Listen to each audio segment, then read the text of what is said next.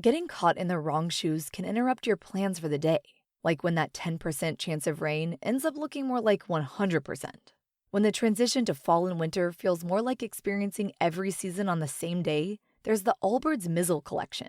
These shoes were made for misty morning walks, surprise snow days, and anything a trip to the dog park might bring. The whole collection brings together water-repellent technology and classic style, so you can stay warm, dry, and comfy during your everyday adventures. Cross off errands with the splash protection on the Wool Runner Mizzle. Dash through cold and wet weather with all-condition traction and reflective details on the Wool Dasher Mizzle. Or upgrade to next-level protection with the Mud Guard on the Wool Runner-Up Mizzle Plus. Go to allbirds.com and use code FRESHSOCKS for a free pair of socks with your purchase. ALLBIRDS.com, code FRESHSOCKS.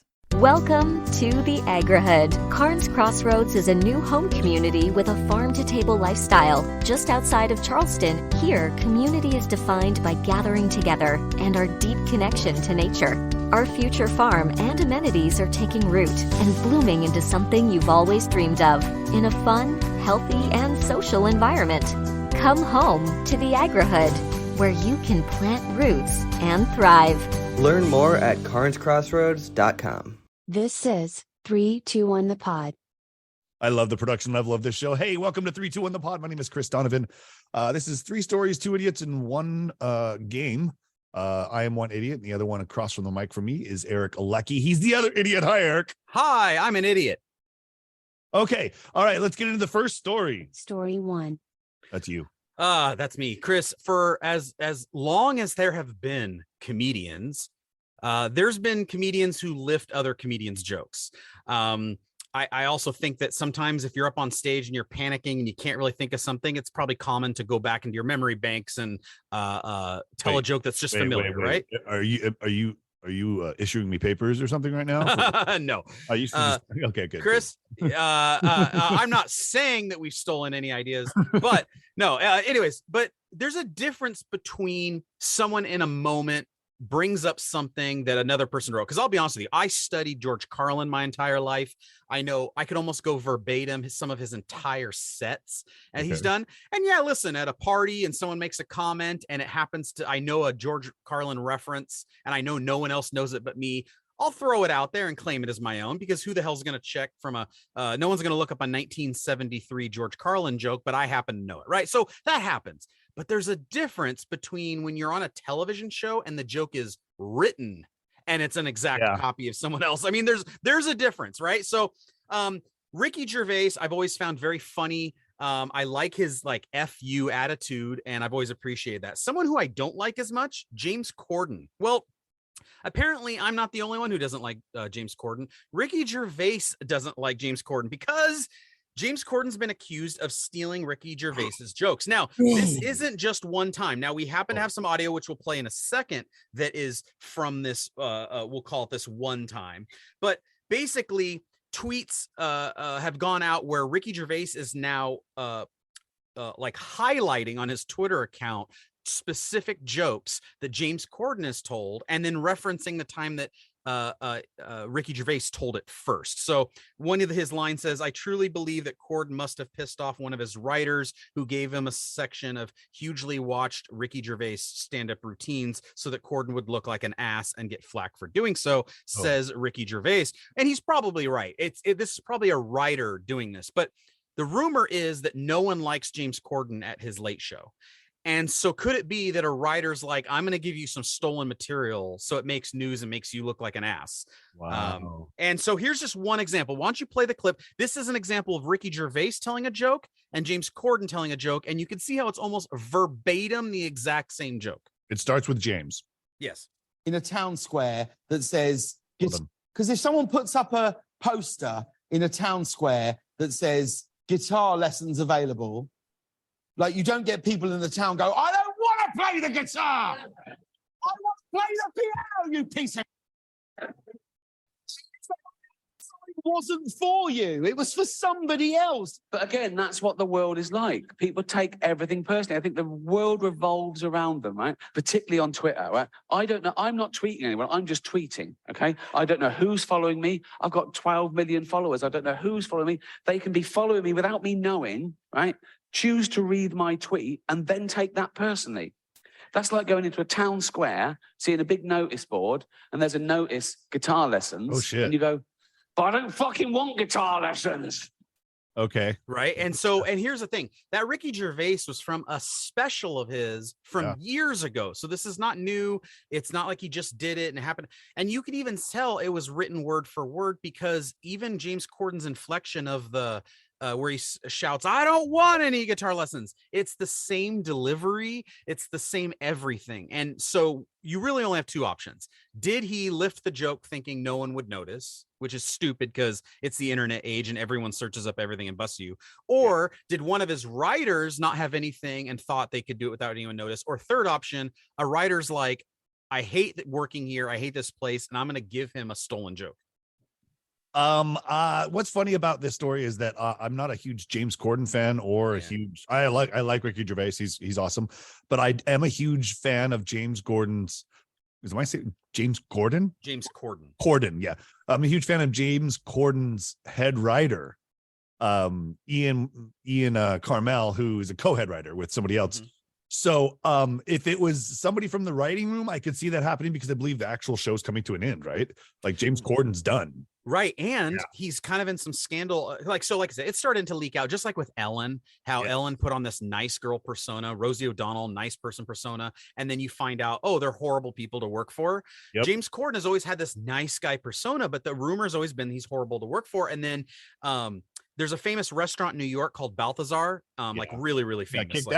He got kicked out of for being literally, he was quoted by the owner as saying, he is the worst celebrity customer we've ever had, and I'm banning him from my restaurants. And by the way, I know this is going to be difficult for everyone to understand. Uh-oh. I have been an asshole plenty of times in restaurants. Do you want to know how many times I've been banned? 0 times, believe it or not. Like, I have done stupid stuff, still not banned. How much of an asshole do you have to be as a celebrity, where they've always put up with a little bit more of your shit than normal anyways, to get banned? Like, he has to be a major ass. I bet it was a writer. I bet it got through by writers just because that was probably, off of everybody else's mind. It was kind of so old. But yeah, I think that you might be 100% right. That might've been a revenge post thing. Yeah, it could have been. And so I do think it's funny, and you're right. It is, everything's coming to an end. And I think that's why people are finally, like, that's why you're starting to see this happen, is because they're at the tail end. And so you have a bunch of writers who are like, I only got 2 more months working here anyways, and this guy's treated me horribly for 3 years. I'm going to cause a controversy with him. And I bet you he probably went back and after this broke, tore apart that writer's room, like yelled at everyone. Oh, I 100% can ensure that probably happened. That guy. It's interesting. I think you're right. I think it's awesome. I remember when somebody was telling me, if you ever get fired from a radio station, you know it, go and pick a few songs out. And then halfway through, just add like F-bomb, F-bomb, F-bomb, F-bomb, go to hell, blah, blah, blah, blah, blah, blah, blah. And then it goes right back into the song. So then they'll go and check that. And then they won't know how many songs are messed up. So they'll have to go and listen to every song in the whole library. Oh, that's clever. But isn't that why when you do get canned from a radio station, they do it in kind of a jerk way, and like you're never allowed back on the air because they don't want people doing that? Yeah, basically. Yeah. But I could do it when I still work for a station. That'd be kind of fun. All right. That's the end of story number 1. All right. Story 2. All right. This is a new little story segment. It's going to be a little montage, a little collage, a little kaleidoscope of headlines. I'm just going to read the headlines, and then we're going to decide whether or not do we care. And starting with the first story, do we care? Musk ends remote work at Twitter, warns of troubles ahead. I 100%, by the way, love the bell.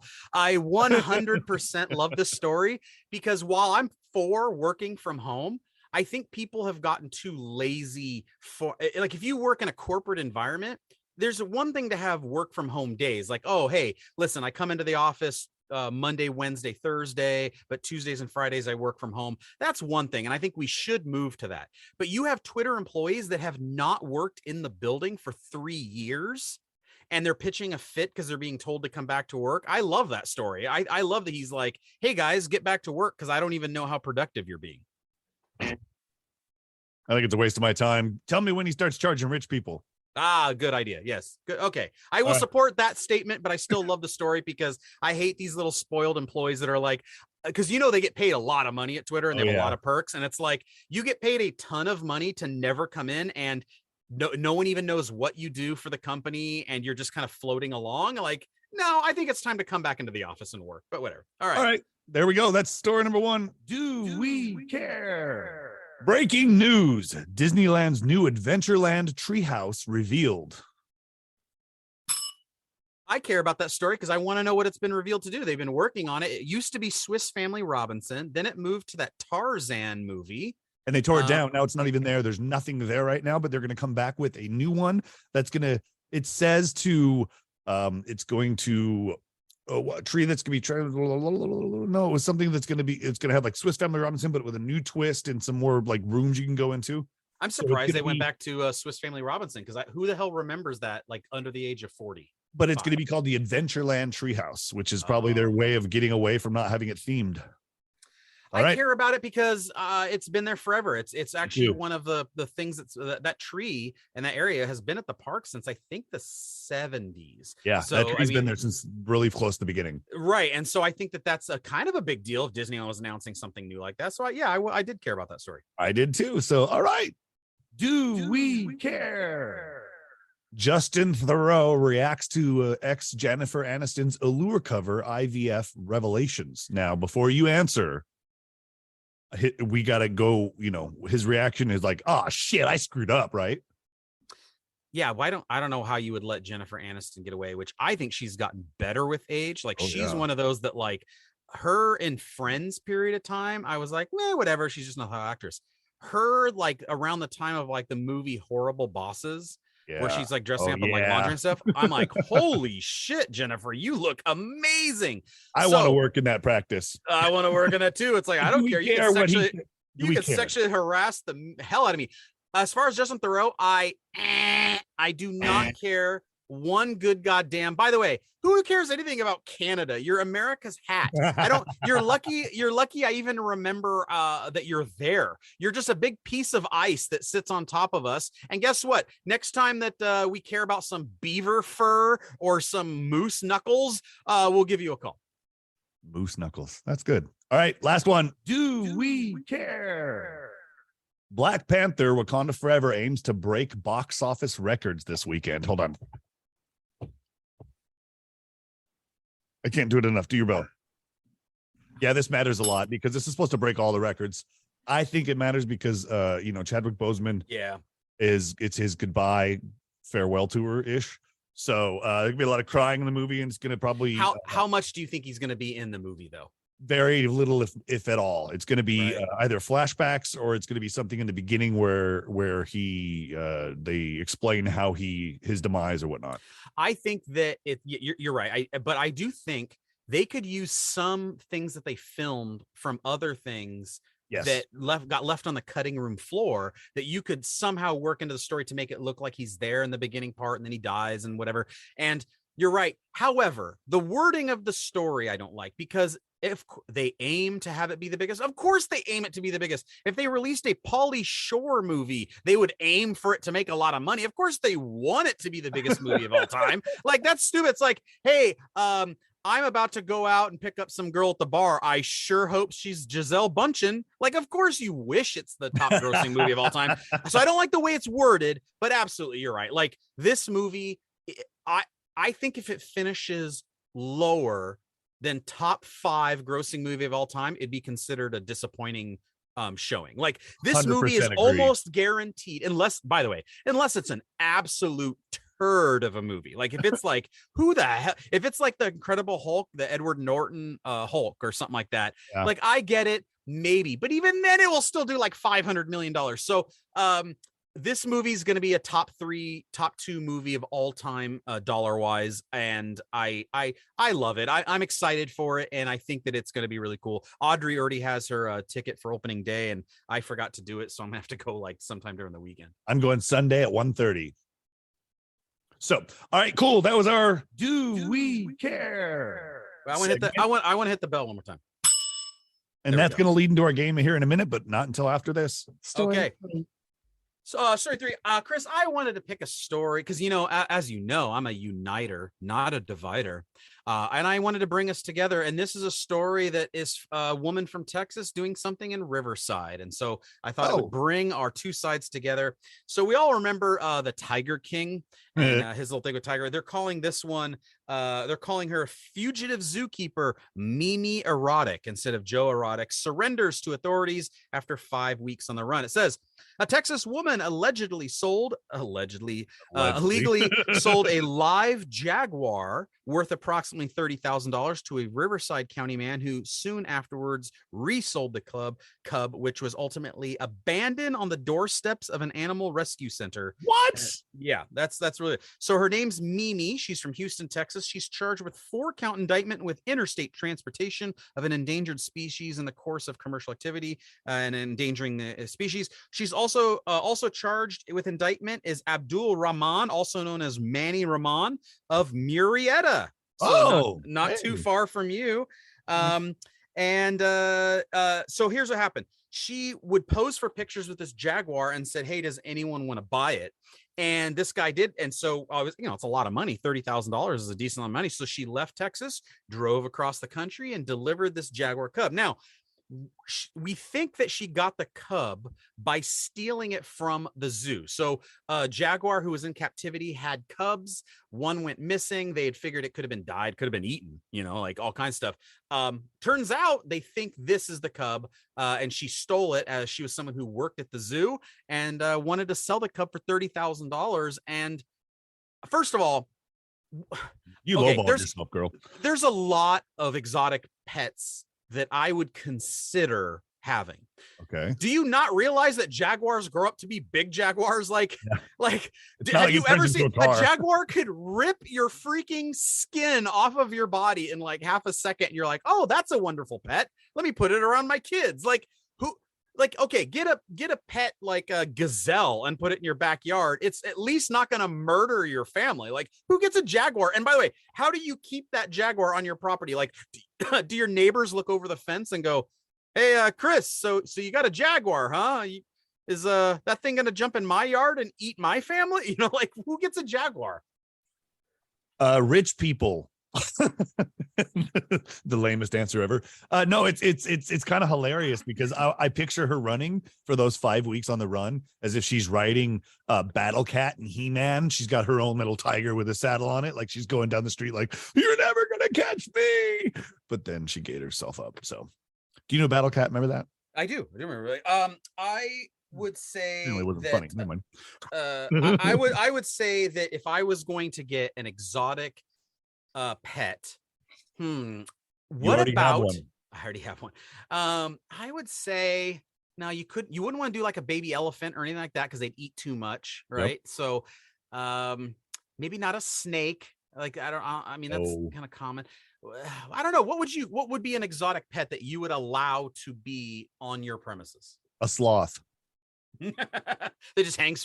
Hey, we all have family members that we would like to call names, Chris, but that doesn't mean you have to call them out for their lazy lifestyle. It's the best pet ever because you set it down like in its cage and then you go back and it hasn't moved in a month. Yeah. What about if you have a bunch? California has a lot of eucalyptus trees. What about just a koala? No, they're vicious, man. Yeah. They got those claws. They might look cute, but those things are gnarly. And they sleep too much. Wake up. Do something. Crawl really slow like a sloth. Just do something. All right. Well, you know what? I think I'm with you. I think I'm team sloth, man. All right. Well, that's the end of that story. Let's get to our game. Yeah, let's get to the game. Okay, this is playing off of the last story from our Do We Care segment. And I want to test Eric's knowledge of money, which he doesn't have much. Yes. So he knows anything, what it is. Anything over a $10 bill, I couldn't tell you. but he knows what it is, and he knows that a lot of movies are superhero movies, and they've made a lot of money. So this is not just Marvel. This is superhero movies. Oh, okay. Top 10. Now I'm going to give you, remember, there's lots of superhero movies out there. Not to throw you off, but keep in mind, like The Matrix is a superhero movie. It's not in the top 10. I'm just telling you right now. Really? Okay. Well, you got to keep helping me. something I was like gonna that say, in yeah. mind. Thank you for helping me that out. Okay. Hold I on, think hold on. So yeah, cut. if you get 3 wrong, you lose. But I don't think you are. So let's get started. Okay. Right, okay. This. I mean, some of these will be super easy because obviously, listen, I'm going to start off with probably my favorite one, Avengers Endgame. Number 1. Avengers Infinity War. Number 2. Okay. That was the easy ones. Like I figured I'd get those out of the way because Black Panther. Number 6. Okay, I figured I had to get that one out of the way. Okay. I remember the Spider-Man movie from 2021, No Way Home, being really big, and so I want to say that one, Spider-Man No Way Home. Yes, number 3. Captain America Civil War. Number 9. Ooh, you're pushing it. You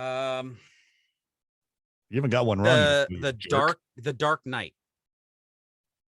No. Oh, okay. Number 15. Okay. Dark Knight. Spider-Man Far From Home. 11. Oh no, that's two wrong in a row. Shit. That's really wrong. Okay, I'm gonna go back to the wheelhouse here. Avengers: Age of Ultron. Number 5. Well, then why not go with the quad here? Let's go Avengers. The Avengers. Number 4.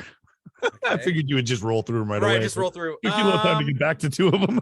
All right, so you got 1, 2, 3, 4, 5, 6. You need 7, 8, and 10.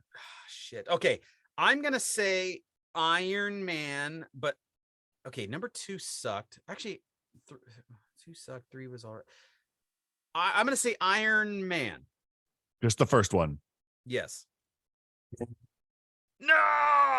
No, Iron Man, the original, is down at 47. Wow, dude, that's like one of my favorite ones in the entire thing. It's like, and it kind of kicks everything off, but it didn't have the whole steam of the MCU behind it when it started. There was just a bunch of people going to watch it. Wow. Well, so I've already lost, but can I guess that maybe the other one would be Captain Marvel? Captain Marvel's number 12. But I can tell you, so I missed 3. So I lost this game. 3, I'm the big loser. I missed 3. You are a loser. We know that, but you were on the right track when you were thinking Iron Man. When you said Iron Man 2 is the one that sucked, you should have said Iron Man 3. Oh, that was number 8. Wow, that really got up that high? Yeah. And now here's the 2 I knew you weren't going to get because it doesn't make any sense in the world why Aquaman is number 10. Aquaman. Wow. Well, you know what though? There was so much hype leading up to that one, Jason Momoa and all that. And it was also like DC's like attempt at trying to do something big that wasn't Batman. So they put a ton of marketing. I guess I understand why that was high, but man, number 10. Wow. Yeah. That's insane. And this is worldwide too, by the way, of course. And the last one, which I knew you weren't going to get, but is one of my all-time favorites, The Incredibles 2. Oh, yeah, that's right. That's a superhero movie. And by the way, both of them were really good. I like Incredibles 1 and Incredibles 2. Incredibles 1 is number 42. That's above Iron Man 1 and 2. It's above. So the Incredibles number 1 is kind of like you said, like Iron Man, where they were awesome movies, but they didn't have the full force behind them at that point. Yeah, the Pixar everyone was more interested in part 2 because by that time it had already been hyped up. But dude, number 1 in both of those, Iron Man and Incredibles, were awesome movies. Yeah, they were really, really good. And they didn't have all the CGI at the time either. So they had, well, obviously the Incredibles did, but the Iron Man, they didn't. So hitting the cave and shit, it was kind of like, out of curiosity, what about, so if following that same theory, Guardians of the Galaxy 1 probably finished lower and Guardians of the Galaxy 2 probably did higher. Correct. Yep. I'm learning things. Guardians of the Galaxy was at 28. Guardians of the Galaxy Volume 2 was at 20. Right. Here's some interesting stuff. The Dark Knight Rises, it was good, but it's at 13, and it did the same exact thing as the Dark Knight, or as the what you just said about Guardians. The Dark Knight was at 13. Or no, The Dark Knight's at 15 and The Dark Knight Rises at 13. So and The Dark Knight Part 1, the first Dark Knight, that was a freaking Joker. amazing movie. Yeah, that was it like was an better than the insanely last good one. movie. Yeah. So but it did the same exact thing where everybody went out. So then once again, using that same logic, Doctor Strange, the original, finished probably lower than Doctor Strange 2. Or Multiverse of Madness or whatever. Yes, correct. Yeah, Doctor Strange 1 is 37. So Doctor Strange 2 is this goes to show you why Marvel and Pixar and DC and all that make multiple movies of the same IP, because they know that the second and third and fourth one will be a huge hit, even if the first one is actually the best one. They know that they can crank it out. And by the way, I'm not saying any of those are bad. Guardians of the Galaxy 2 is good. I mean, all of them are good. But in a lot of cases, I like the original the best in almost every instance. I like the first Godfather better than 2. I like, maybe the Spider-Man movies are the only ones where I really, really like the sequels and more than the original. But almost every other one, I like the original the best. Well, I'll give some more shout outs for you. Honorable mentions, we've got Venom and Venom Carnage, which is totally opposite of that whole theory you just said. Venom came in at 20. Wasn't that because that movie actually sucked? It's not that bad. You should rewatch it. It's actually really funny as hell. Rewatch. Here, I'll do an impression of it. And no one can understand what the hell he's saying. What do you mean nobody can understand what he's saying? You can't understand Tom Hardy. It's a physical impossibility. See, I can understand him. He most passionately disagreed with you. He does disagree with me, and this is true. But the last one, but not least, which made the list, and I'm super surprised at number 43. I'll give you a guess. It's not Marvel. It's not DC. It's not Warner. It's not Pixar. It's a movie about a superhero. And it's not any of those. Nope. It's not like any of those major things. Nope. And he says it's not Pixar, so it's not like a... Huge actors in them, though. Okay. It's not a cartoon? Nope. So can't be Logan. It can't be... Is it... Oh, no, Superman's DC, so can't do Superman. Is it like a superhero spoof movie, like one of those like Suicide Squad's DC? Mm-hmm. It has a big star. Can you give me a hint that would narrow it down a little bit for me? The slap world around the world. So that would be Will Smith, and he was in the movie Hancock. There you go. Number 43. It came in at $624 million, dude. So Hancock did better than Venom, Let There Be Carnage, and Ant-Man, you said. It did better than Iron Man 2, Ant-Man and Wasp, Logan, Iron Man, X-Men Apocalypse, Ant-Man, and Venom. That's insane. By the way, if I gave you a list right now, Chris, of just those bottom ones you named, Venom, Let There Be Carnage, Ant-Man, X-Men Apocalypse, Iron Man, Logan, Ant-Man and the Wasp, Iron Man 2, right? Right? Yeah. And Hancock. Hancock would probably be the last one that you would pick off of that list, right? 100%. Right. Okay. I just think that Logan was actually very good. I like it. Was a really good movie. Yeah. No, Hancock made that much money, but it cost $800 million to make because of Will Smith and Charlize Theron. Yeah, right. Oh my gosh. Oh, that was fun. Hey, so even though I lost, I still think I nailed quite a bit of them overall. But that's interesting. Right. And we came up with the new theory. So that's pretty much it for 3, 2, 1, the pod. My name is Chris Donovan. Follow me on that podcast or the social media stuff at Chris_Donovan for most of them. And what's yours again? Sinatra's what? My name is Sinatra's Flat Tire at I don't know. No, so Sinatra Rat Pack on Twitter and on Instagram. I'm Sexy Furry Kitten number 12. And send me nudes. I thought that was your OnlyFans. That's my OnlyFans. My OnlyFans is damn, those are some ugly feet at OnlyFans. And hey everybody, please listen to this, which is my favorite podcast in the whole world, not just because I'm in it and I wrote it and I found the songs and came up with the concept. No, because it's actually a good show and I really hope everyone listens to it. We're on season 9 and we've got a couple of episodes of season 9 already out. Yeah, they will come out every Monday. In the next episode that will be hitting your ear holes will be Luck. Ah, I bet you Luck Be a Lady from Frank Sinatra gets played. I'm Irish, so I'm going to go luck myself some whiskey. All righty. I'm going to push this button. Thank you for listening to 321 the Pod. Don't forget to subscribe, rate, and leave us a review. See you soon.